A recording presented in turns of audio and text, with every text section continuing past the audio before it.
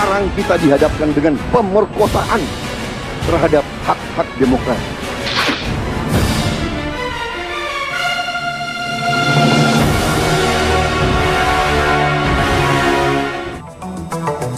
Semuanya dihitung semua. Ruang sidang Mahkamah Konstitusi yang biasanya serius dan diselimuti suasana tegang mendadak riuh ketika seorang saksi mandat dari kubu Prabowo Hatta, Novela Nawipa dari Papua, memberikan kesaksian. Sepanjang jalannya sidang, Novela selalu memberikan jawaban dengan aksen Papua yang kental dan menggebu-gebu. Saksi mandat.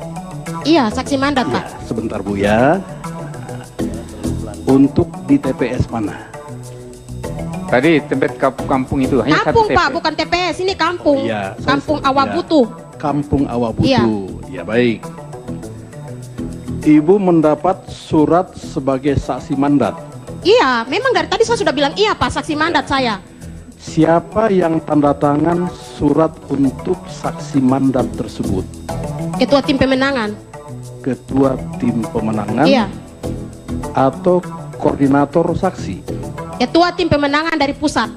dari pusat?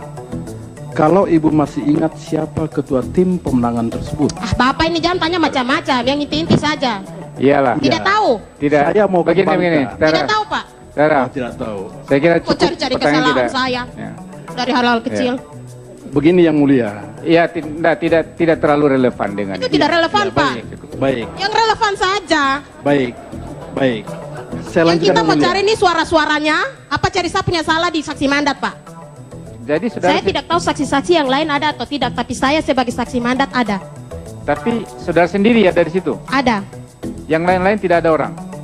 Maksudnya? Kan di kampung Awabutu, kampung ada pasti ada orang. Pasti ada masyarakat, Enggak. tetapi saya sendiri sebagai saksi mandat ada. Di tempat pemungutan suara, Iya, apakah saudara sendiri atau ada juga orang lain?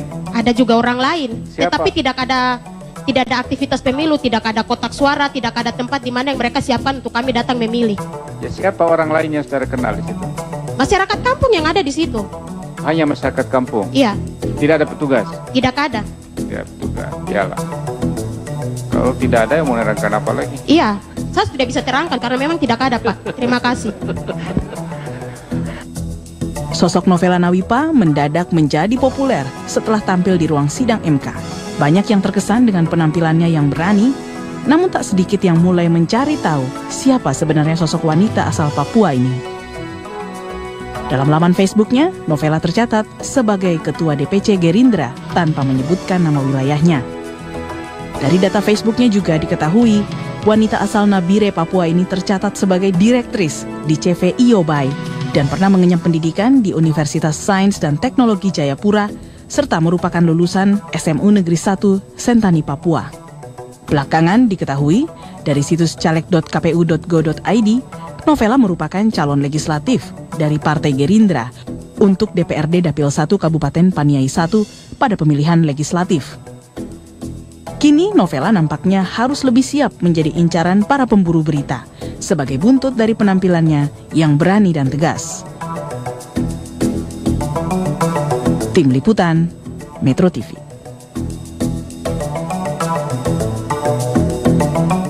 Pemirsa, dalam sidang gugatan hasil pemilu presiden kemarin di Mahkamah Konstitusi, keterangan saksi Prabowo Hatta, Novela Nawipa yang menyatakan tidak ada pelaksanaan pemilu ini dibantah oleh Komisioner KPUD Papua. Salah satu saksi namanya Novela. Siap. Yang lagi top sekarang ini. Makasih untuk topnya. Ya. Itu di persidangan ini mengatakan di kampung dia itu tidak dilaksanakan pemilihan umum. Itu salah satu. Kami minta konfirmasi dari saudara bagaimana.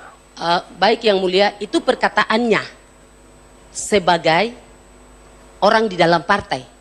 Tetapi sebagai penyelenggara saya di tingkat provinsi, yang saya monitoring dan mendapatkan data itu dilaksanakan. Jadi kalau Persidia begitu, itu Persidia. Tapi saya menyatakan bahwa Persidia adalah versi yang salah atau tidak benar. Jadi karena di kampung, saya punya data dari penyelenggara, dilaksanakan. Jadi di kampung Awabutu itu dilaksanakan? Dilaksanakan menurut dari Ketua KPU Paniai dan nanti beliau yang menjelaskan. Ada di belakang Bapak. Ya, sementara itu seorang saksi dari pasangan Jokowi JK membeberkan bukti bahwa bupati di daerahnya mengarahkan warganya untuk memilih pasangan nomor urut 1 Prabowo Hatta dengan menjanjikan akan memberikan uang. Namun tidak demikian halnya jika memilih Jokowi JK. Ternyata di dalam pemberian itu seorang bupati memaksa agar supaya kepada rakyat Dogiai di aula pemerintah agar supaya apabila suara dikasih kepada Prabowo ada uang. Kalau saya hanya menjelaskan Vincent punya omongan yang kemarin. Jadi kalau suara tidak dikasih kepada Prabowo tidak ada uang. Akhirnya masyarakat marah. Masyarakat marah karena di dalam itu perkataan bupati ada muatan dan masyarakat. Setelah saksi-saksi dari pemohon dan termohon telah memberikan kesaksiannya, Mahkamah Konstitusi akan memutuskan hasilnya pada tanggal 21 Agustus nanti. Ya, seperti apakah keputusan MK nantinya? Akankah menerima ataupun mengabulkan segala gugatan dari kubu Prabowo Hatta Rajasa atau malah sebaliknya? Dan untuk membahasnya telah hadir di studio ada dua orang narasumber kami, Refli Harun, pengamat hukum tata negara. Selamat siang Mas Refli. Ya, dan juga pengamat politik Hanta Yuda. Selamat siang Mas Hanta. Mungkin saya mau ke Mas Hanta terlebih dahulu atau Bang Refli juga bisa menambahkan dari rangkaian sidang yang sudah berlangsung, ada sejumlah saksi, puluhan saksi bahkan yang sudah dihadirkan. Bagaimana pengamatan Mas Hanta Yuda selama ini? Yang saya pahami untuk membalikkan situasi itu kan ada istilah TSM ya, terstruktur, sistematis, dan masif. Nah, untuk mencapai ke sana itu kalau diikuti, kalau saya melihat sangat berat sekali ya. Apalagi sebelum soal persidangan, proses pemilu kita harus diakui itu relatif cukup, bahkan kalau saya sangat transparan. C1 itu sebenarnya menjadi wilayah yang paling riskan sebenarnya. Nah, sementara wilayah ini, C1 ini bisa diakses semuanya. Dan KPU ada di website KPU dan seterusnya, itu satu. Yang kedua, partisipasi publik juga luar biasa bagus ya. Nah, menghindari terjadi itu. Kalaupun ada kecurangan biasa, semuanya, setiap pilpres, setiap pileg, baik semua kandidat, dua-duanya pasti ada melakukan kecurangan. Tapi apakah terstruktur, masif, dan sistematis tadi itu ke arah sana agak sulit menurut saya. Nah, kalau dilihat dari persidangan ini juga sekilas, kalau saya mengikuti nanti Bang Refli sebagai pakar hukum tata negara bisa lebih lengkap. Yang saya pahami harusnya kesaksian-kesaksian disampaikan oleh pihak pemohon itu kan harusnya memperkuat dalil. Jadi sebelum misalnya dijawab oleh termohon istilahnya, oleh saksi termohon, itu harusnya mereka memperkuat dalil. Nah, dalam proses itu saya mengikuti kemarin, saya melihat dari televisi, prosesnya banyak mereka tidak bisa memperkuat dalil itu. Justru sebaliknya, ketika apakah Anda melihat sendiri? Tidak. Nah, ini kan tidak memperkuat, apalagi hari ini misalnya kita lihat dari KPUD, saksi dari KPUD Papua dan seterusnya. Jadi saya tidak hendak mendahului keputusan MK, harus kita hormati karena institusi resmi demokrasi kita harus bersabar menunggu. Tetapi kalau mengarah ke sana tadi, menurut saya agak sulit hasil KPU akan Tapi berubah. kenapa Mas Hanta kira-kira ada saksi yang justru merugikan atau tidak bisa memperkuat dalil-dalil yang seperti yang Mas Hanta bilang tadi? Ini kan justru merugikan dari kubu Prabowo Hatta sendiri. Apakah mereka memang tidak punya waktu untuk menyeleksi saksi-saksi yang berkualitas? Ya, harusnya menghadirkan saksi yang bisa memperkuat saksi yang menguasai, saksi yang bisa membuktikan, saksi yang misalnya soal di Papua, kenapa tidak kepala suku soal Noken ya, yang dihadirkan langsung, yang bisa mengklarifikasi kalau itu betul-betul terjadi. Nah, ini yang tidak dihadirkan, misalnya pengurus salah satu partai politik yang dihadirkan kemarin, tanpa mengurangi rasa hormat lagi saya katakan, sebelum sampai ke proses peradilan konstitusi itu di MK itu, saya bukan orang hukum tapi secara politik melihat ini agak sulit menurut saya akan membuktikan terstruktur masif dan sistematis tadi. Jadi masukan saya kepada kubu pemohon itu adalah menghadirkan saksi yang memperkuat dalil itu. Orang yang menyaksikan langsung misalnya tadi, langsung memberikan data-data yang kuat. Jangan sampai sebelum dikonfirmasi oleh saksi termohon, justru ternyata mereka tidak membuktikan secara dalil yang perkuat. Bahkan kemarin kuasa hukum dari kubu Prabowo Hatta, Bapak Magdir Ismail, mengatakan meminta untuk menghadirkan Kapolri untuk memberikan kesaksian ke sidang MK terkait dengan adanya dugaan intimidasi dari kepolisian di Papua. Ini bagaimana kalau misalnya Kapolri dipanggil gitu ke MK? Ya, kalau prosesnya menurut saya begini ya, kalau lagi-lagi TSM tadi ya, terstruktur, masif atau tidak, sistematis atau tidak. Nah, kalau misalnya itu akan memperpanjang, menghabiskan waktu. Publik juga menunggu segera ya, harus segera melakukan ini. Harusnya tadi juga ada, tadi kesaksian yang dari pihak pemohon juga ada, misalnya soal bupati tadi, kesaksian soal itu. Jadi saya ingin mengatakan apa? Bahwa kita akan mengharapkan ada pilpres atau pileg yang clear, clean, yang tidak ada satupun kecurangan, nol, zero gitu, tidak ada satu sama sekali, itu tidak mungkin. Nah, persoalannya kan di MK ini akan membuktikan, akan merubah misalnya apakah prosedur prosesnya disalahi, apakah mempengaruhi rekapitulasi suara, sehingga harus dibuktikan. Nah, MK itu wilayah itu. MK itu tidak sedang sekedar membuktikan ada di TPS saya, di TPS Bang Refli, tapi tidak ada faktor-faktor yang kemudian secara terstruktur, masif dan sistematis tadi, menurut saya akan sulit juga untuk dibuktikan. Oke, Mas Refli, dari semua pernyataan saksi-saksi, apakah ada yang membuktikan kalau misalnya tuduhan itu benar, masif, terstruktur, masif dan sistematis? Ya, kita harus memulai starting point-nya adalah permohonan ya. Jadi permohonan itu mempermasalahkan mengenai penghitungan suara yang diklaim kubu Prabowo mereka menang. Lalu kemudian berikutnya adalah masalah kecurangan. Nah, kecurangan itu kan harus TSM ya, terstruktur, sistematis dan masif gitu. Nah, dalil pertama mengenai suara saja tidak dibuktikan gitu. Jadi tidak ada pembuktian mengenai bahwa betul Prabowo Hatta itu unggul 50,26%. Jadi itu saja tidak ada. Lalu kemudian berikutnya ketika kemudian pada masuk dalam proses ya, itu juga tidak ada kemudian yang kira-kira memperkuat argumentasi mengenai apa yang dinamakan TSM itu. Saya malah mengatakan demikian. Ketika masuk dalam pemeriksaan saksi-saksi, sebenarnya what do we expect untuk memeriksa 50 saksi itu misalnya. Kalaupun semua saksi itu mengatakan bahwa benar terjadi kecurangan, ya, maka kemudian apakah 50 orang itu bisa mewakili dari fenomena di seluruh Indonesia ini? Atau mungkin puluhan ribu TPS yang diklaim pemohon. Nah, itu sendiri sebenarnya ironi yang susah kemudian menjawabnya. Karena itu saya katakan nanti kalau kita mau memperbaiki electoral proses ini, kita tidak bisa mengandalkan hanya peradilan di MK saja, tapi bagaimana kita memperbaiki dari prosesnya dari bawah. Bang Refli, untuk memperkuat pernyataan yang TSM itu terstruktur, sistematis dan masif, kira-kira perlu menghadirkan siapa saja agar untuk memperkuat argumen itu? Jadi sebenarnya kalau mau yang dihadirkan bukan orang sesungguhnya yang dihadirkan.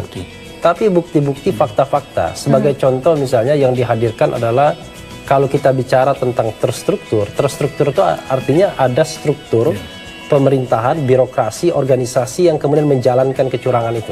Jadi birokratnya sebenarnya yang harus didatangkan. Yang harus dihadirkan itu adalah misalnya katakanlah ada semacam keputusan SK walaupun itu SK gelap dan lain sebagainya yang kemudian memuat nama-nama. Ya, strukturnya jelas. Lalu kemudian kalau kita bicara sistematis, ada planning, ada perencanaan, mungkin rekaman video, sadapan dan lain sebagainya, walaupun kemudian ada persoalan dari mana buktinya kan. Tapi intinya adalah meyakinkan bahwa memang sudah ada planning yang sedemikian rupa. Nah, masif dilihat dari hasilnya. Apakah kemudian kecurangan itu menyebar di mana-mana. Nah, sebenarnya bukan perorangan saksi yang bisa menjelaskan itu. Tetapi fakta-fakta, data-data, bukti-bukti. Sementara saksi ini hanya memperkuat saja. Contoh misalnya, saksi ini kemudian bagian dari struktur tadi. Benarkah nama Anda masuk dalam struktur tersebut? Apakah Anda pernah hadir dalam rapat untuk menentukan kemenangan dan lain sebagainya? Nah, kalau itu yang dihadirkan, itu signifikan. Tapi kalau yang dihadirkan misalnya di sini tidak ada pemilihan, lalu kemudian saya terima supermi dan lain sebagainya, itu barangkali kalaupun benar dari sisi yang bersangkutan, tapi pasti belum bisa menggambarkan TSM itu. Ya, itu persoalannya. Ya. Baiklah, kita akan jeda dulu. Nanti setelah jeda kami akan tanyakan juga ini kira-kira kalau kita boleh mereka-reka hasil keputusan MK nanti apa saja nih konsekuensi politiknya. Kita akan tanyakan nanti setelah jeda. Oleh pihak tertentu atau caleg kalau pada waktu itu partai tertentu berbeda dengan apa yang ada milik KPU. Maka bagaimana untuk mengkonfirmasi akuratnya, maka dibuka kotak suara. Apa yang dicari di kotak suara? C1 plano. Tidak boleh itu dibuka langsung. Dia dibuka harus ada atas rekomendasi dari Bawaslu atau Panwas dalam pleno KPU. Pada waktu pileg kemarin, ya kan, pileg kemarin kasus contohnya di Sumatera Selatan, itu akhirnya diberikan juga mandat bahwa untuk dalam rangka menyelesaikan persoalan Sumatera Selatan dan beberapa daerah direkomendasikan untuk membuka kota. Itu kan rekomendasi. Sebenarnya kan baru pelajaran yang baru nih seperti ini. Nah, sekarang ini kan dibuka. Nah, keberatan pasangannya Pak Prabowo dan Pak Hatta ini disampaikan ke salah satu di dalam posita atau dalil-dalil gugatannya seperti itu. Nah, diajukan ke Mahkamah Konstitusi. Kawan-kawan KPU mengajukan juga istilahnya meminta legitimasi atas peristiwa ini. MK sudah mengeluarkan putusan. Ini harus dicermati putusan MK itu. MK menyatakan bahwa sejak yang diputuskan itu bahwa boleh buka kotak suara dengan syarat-syarat ini. Saya pegang keputusan. Apa syarat-syaratnya? Mengundang saksi kedua pasangan calon, mengundang Panwas, pengawas atau Bawaslu dan Panwas, membuat berita acara pembukaan kotak suara dengan membuat keterangan dokumen apa saja yang diambil, meminta pengamanan dari Kepolisian Negara Republik Indonesia. Ini artinya azas kehati-hatian. Menurut Anda persyaratan itu tidak dipenuhi? Nah, saya tidak tahu seperti itu. Menurut saya sepanjang sebelum putusan ini kan ada azas umum yang berlaku. Kita tidak mengenal azas retroaktif seperti itu. Azas retroaktif hanya berlaku itu sesungguhnya ada beberapa fase sebenarnya. Pada waktu Perpu Undang-Undang tentang pelanggaran HAM, kita menganut azas retroaktif, atau Undang-Undang HAM yang berat menganut azas retroaktif. Konstitusi kita melarang. Konstitusi kita orang tidak boleh diperlakukan dengan azas hukum yang berlaku surut. Tidak boleh, itu konstitusi. Tapi itu tadi Pak Ahmad Yani penegasan dari Ketua KPU Suni Kamil Manik bahwa sudah ada legal standing dari Mahkamah Konstitusi, dari daerah setempat, dari mana legal standing dari Mahkamah Konstitusi menyatakan? Kita belum ada lihat dokumen fakta. Putusan Mahkamah Konstitusi menyatakan setidak-tidaknya menurut saya, setidak-tidaknya sampai saat ini tidak ada putusan Mahkamah Konstitusi yang menyatakan bahwa tindakan pembukaan kotak suara itu pada tanggal sebelum putusan itu adalah tindakan ilegal. Tidak ada. Depending putus sampai akhir putusan itu. Apa artinya? Bahwa ini menjadi problem. Ya tahu? Karena belum diputuskan kecuali setelah itu legal. Karena dia menjadi problem, maka ini adalah ranahnya, maka ada kaitannya ranah etik ini sendiri. Baik Pak Yani. Kita melihat putusan Dewan Kehormatan Penyelenggara Pemilu, sebagaimana kalau kita lihat jurisprudensi terhadap putusan pilkada yang ada di Bali seperti itu. Oke. Baik Pak Yani, kita beralih ke Pak Taufik terkait dengan tidak adanya unsur kehati-hatian kalau menurut Pak Ahmad Yani dalam rangka pembukaan kotak suara ini. Walaupun sudah dibantah dari Ketua KPU bahwa mereka sudah memiliki legal standing dan sudah disetujui oleh Mahkamah Konstitusi. Pak Taufik melihat apakah sekelas komisioner KPU, Ketua KPU tidak memiliki unsur kehati-hatian dalam rangka membuka kotak suara ini? Ya, ini ada pola pikir yang menurut saya ya konsisten dari KPU. Konsisten bahwa dia menganggap semua masalah itu adalah masalah formal, legal, hukum segala macam. Itu yang pertama. Konsisten yang kedua adalah saya orang yang berkuasa. Jadi itu berpikir seperti itu. Nah, berbicara di DKPP ini kan sidang ya. Sidang yang menilai apakah perilaku orang atau sekelompok orang dalam hal ini KPU itu melanggar norma-norma perilaku yang benar atau salah yang disusun secara formal dalam bentuk etika yang disebut dengan kode etik. Saya yakin DKPP tidak akan memberikan harus dihukum sekian tahun, enggak. Hanya dapat perilaku Anda tidak patut, tidak bagus, keliru, salah dan sebagainya. Nah, itu kan dirasa gitu. Jadi bukan mencari pembenaran dan lain sebagainya. Contoh lagi nih, kalau kita pesta kawin nih. Tuan rumah yang undang kita diundang mau datang boleh, nggak mau datang juga boleh. Ini mereka bukan pemegang amanah, tapi pengundang itu pada pidato pembukanya ditutup dengan kami mohon maaf kalau ada kekurangan di sana sini. Ada rasa saya tidak sempurna ini. Saya ngarepin KPU tuh ngomong begitu. Tapi sejauh ini Anda melihat KPU terlalu banyak membela diri atau seperti apa? Bukan bela diri, tidak jujur, tidak terlihat indikasi dia jujur mengakui bahwa nobody's perfect. Setiap organisasi punya kekurangan, saya mohon maaf kalau kurang, oke di mana kurang, bukan saya nggak pernah salah. Ini kan pola pikir yang mengaban perilaku, saya tidak ada salahnya. You bilang begitu, saya bilang gini. Saksi dari pemohon bilang ABCD, dia bantah. Mestinya menurut saya perilakunya itu oke, dia bilang ini, saya sih ngeliatnya begini Pak Hakim silakan, dan ini enggak, dia berantem. Itu kan perilaku yang apa sih? Tapi kan begini Pak Taufik, sebelumnya Ketua KPU sudah mengkonfirmasi bahwa mereka sudah mengakomodir semua kecurangan yang ada di lapangan melalui Bawaslu. Masuk laporan itu. Sebentar, akomodir atau enggak itu persepsi pemaknaan dia. Nah, karena yang saya dengar itu yang tadi pertanyaan, kenapa sih harus tanggal 22? Kan Anda masih punya ruang waktu. Itu mencari pembenaran, rasanya nggak ada bahwa tujuan keberhasilan proses seperti ini adalah peserta itu tidak bisa berkutik karena mereka memang sudah diperlakukan jujur dan adil. Ini yang dari Papua, Novela kan bilang, saya bukan ributin angka, saya diperlakukan tidak adil. Kalau saya ini Itu ingin yang menyambung dengan Pak Taufik, itu sebenarnya pada waktu Pileg itu mereka lakukan. Tak kala kita ada proses, ya kan, tunda cross check ke bawah. Mereka tanggapi langsung. Tanggap langsung. Contoh ya, Sumatera Selatan, salah satu bentuknya diperintahkan untuk menghitung ulang. Nah, itu kan selesai di sana kan. Jenjang seperti itu. Nah, sesungguhnya itu yang diharapkan kalau kita lihat. Setiap ada pokok persoalan itu di cross check. Oke, jeda dulu. Oke, ini ada persoalan. Ini yang persoalan yang diajukan oleh timnya Pak Prabowo Hatta. Ini ada sekian persoalan. Oh, ini kita verifikasi satu persoalan. 1, 2, 3, 4. Mari kita bersama-sama untuk melihat cek ini. Nah, kan masih ada tenggang waktu. Ini sesungguhnya ini kan proses tenggang waktu. Ini yang menyangkut saya adalah bagaimana kedewasaan kita dalam mengelola persoalan-persoalan yang ada. Karena yang akan kita lahirkan ini adalah pemimpin loh. Iya kan? Pemimpin yang tidak boleh menurut saya sedikit pun ada noktah dalam proses pemilu itu. Kuncinya adalah pemilu kita ini akan melahirkan sebuah pemilu yang jujur dan adil. Yang ini sangat mahal. Puluhan tahun kata-kata jujur dan adil itu ada kata-kata yang terlarang dan kata-kata yang haram di Republik ini, ya kan? Dan itu mesti dirasakan, bukan cuma di pikiran, itu dirasakan. Saya punya kasus jelek, nggak atau relevan, tapi buat saya ini indikasi. Ini nyangkut sekolah saya di UI. Saya diberi teman saya, Pak Effendi, bahwa kita dapat mandatori satu event untuk menyelenggarakan debat capres di UI, mandatori. Beliau berangkat ngurusin yang lain, keluar negeri, saya menilai ternyata mandatori itu gone with the wind. Dan kalau memang betul ada dong, kami mohon maaf bahwa kami ternyata keliru, tidak bisa ini kami tidak bisa beri, nggak ada tuh, kayaknya lupa aja tata cara. That's is etika ya itu. Itulah orang yang biar etika itu orang yang kalau jujur mengakui bahwa saya keliru, mohon maaf, ternyata itu yang itu jujur. Kalau jujur nggak ada, dia nggak pernah salah itu, yang salah orang aja. Ya, bagaimana kemudian dari kacamata potretnya hukum begitu, ya? nggak enak memang ini. Ya, kita tanyakan ke Prof. Amiluddin yang ada di Makassar masih bersama dengan kami. Prof, ya, Prof, yang kita dengarkan tadi bahwa memang pembukaan kotak suara menurut KPU ini sudah benar.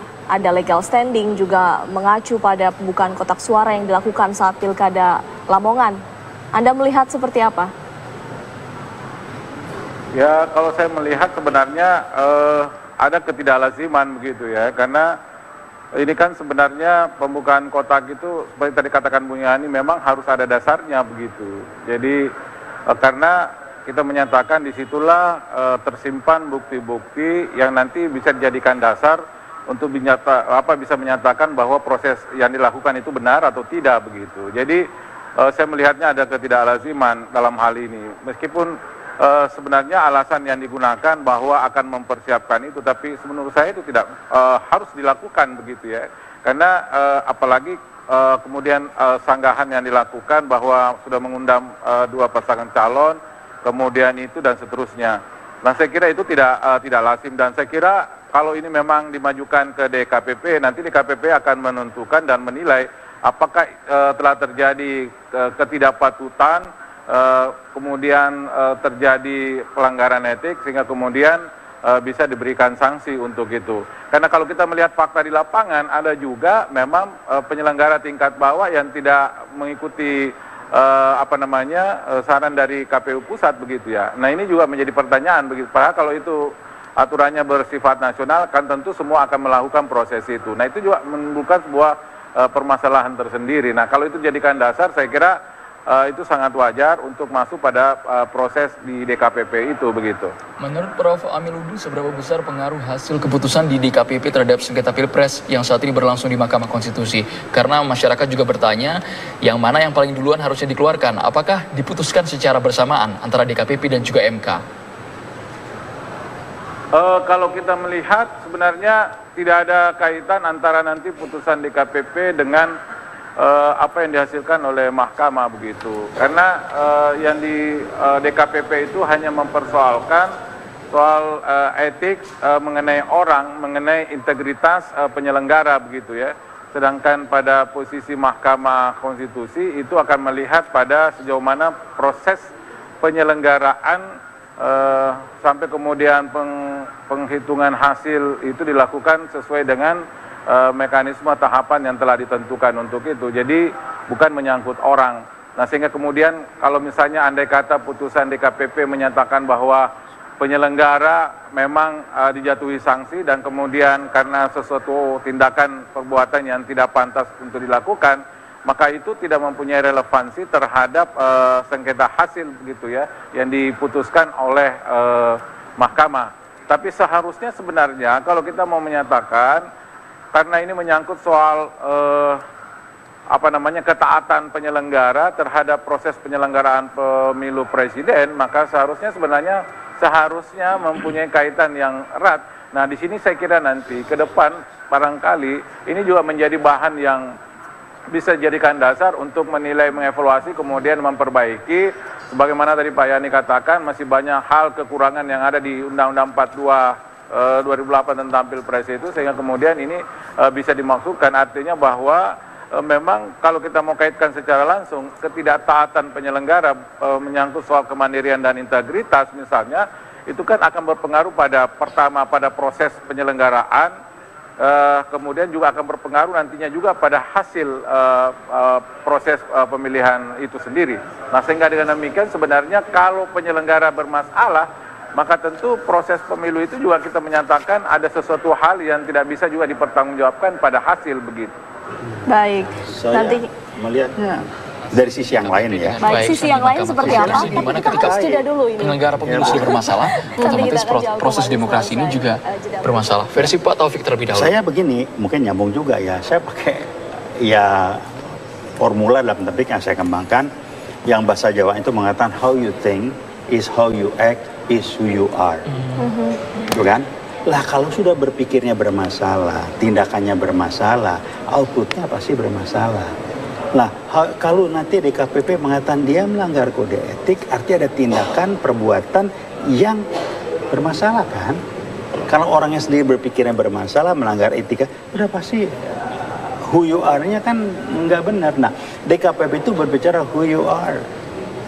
Nah, kalau MK berbicara how you think, how you act, bagaimana Anda bertindak.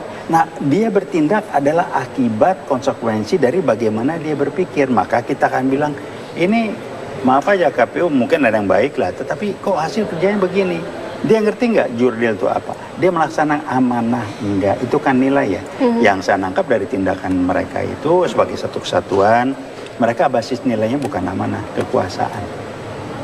Dan mencari pembenaran. Baik. Kenapa? Karena saya punya kekuasaan. Ya, ini segala macam. Kalau amanah kan nggak gitu. Ini titipan kok. Nah, amanah apa yang dicapai dengan nama ini?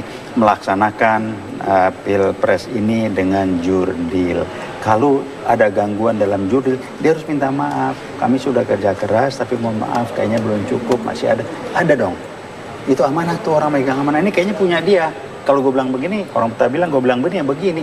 Ya nggak begitulah. Itu kan bukan cuma tidak etis, tapi ada pola pikir yang menurut saya kusut mikirnya dengan nilai-nilai bahasa bombastisnya kumuh nilai-nilai ini pakai. Udah nggak benar, hasilnya bisa kira-kira lah.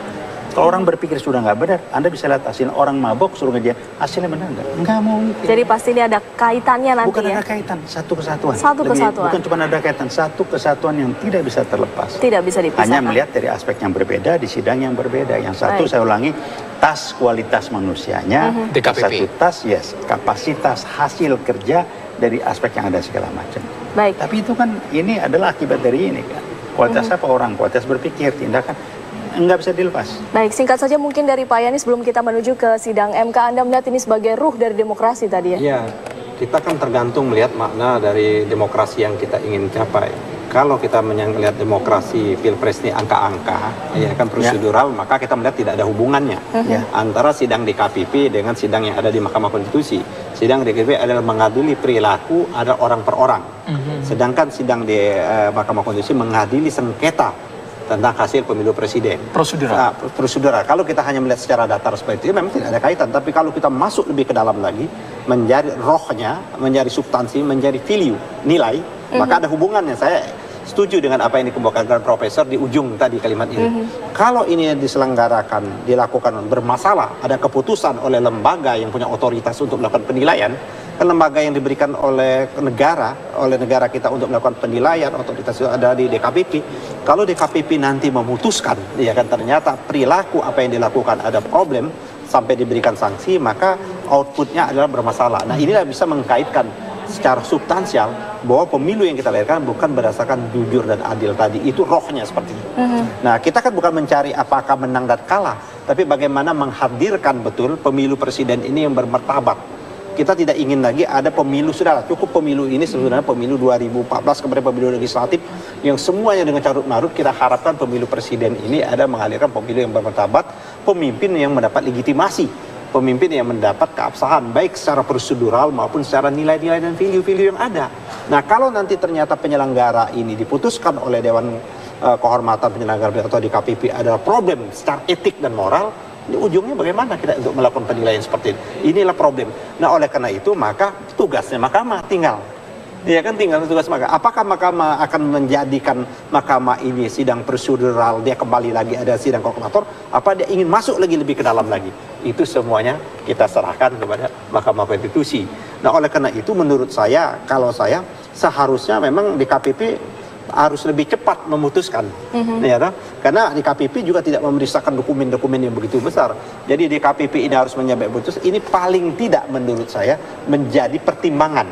Walaupun tidak menjadi bagian pertimbangan, bagaimana nanti hakim konstitusi menilai keterangan-keterangan dari saksi-saksi yang diajukan, kualitas subjek orang yang memberikan keterangan ini, apakah subjek ini dapat dipertanggungjawabkan atau tidak seperti itu. Karena tidak di samping itu tidak hanya saksi. Bagi kita bisa menyampingkan saksi, kita bisa lihat cross check ke dokumen-dokumen. Baik Pak Ahmad Yani, DKPP berbicara soal kualitas dan kita akan melihat bersama tadi di sidang DKPP diputarkan bagaimana proses pilpres yang berlangsung di Papua. Ya, video ya di sana ya, kita akan melihat seperti apa.